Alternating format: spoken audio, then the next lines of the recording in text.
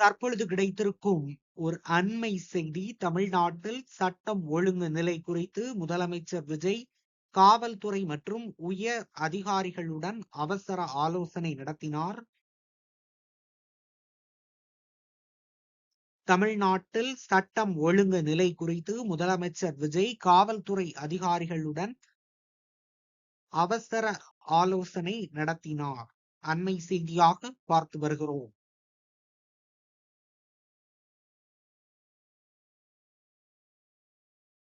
இந்த ஆலோசனை கூட்டத்தில் குற்ற செயல்களில் ஈடுபடுவோர் மீது கடுமையான நடவடிக்கை எடுக்கவும், விரைந்து தண்டனை பெற்றுத்தரவும் வேண்டும் என்று உத்தரவிடப்பட்டிருப்பதாக தகவல் கிடைத்திருக்கிறது. குற்ற செயல்களில் ஈடுபடுவோர் மீது கடுமையான நடவடிக்கை எடுக்கவும், விரைந்து தண்டனை பெற்றுத்தரவும் அவர் உத்தரவிட்டுள்ளதாக அண்மை செய்தி கிடைத்திருக்கிறது.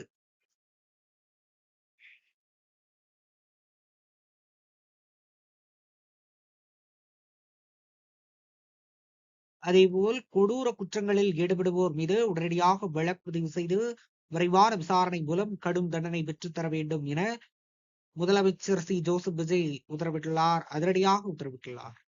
கொடூர குற்றங்களில் ஈடுபடுவோர் மீது உடனடியாக வழக்குப்பதிவு செய்து விரைவான விசாரணை மூலம் கடும் தண்டனை பெற்றுத்தர வேண்டும் என முதலமைச்சர் சி ஜோசப் விஜய் உத்தரவிட்டுள்ளார். அண்மை செய்தியாக பார்த்து வருகிறோம்.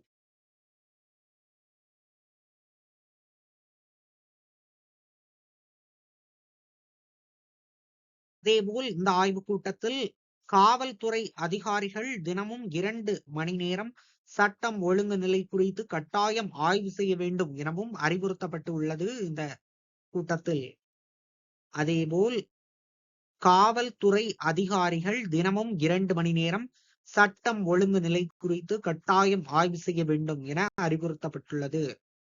அண்மை செய்தியாக பார்த்து வருகிறோம்.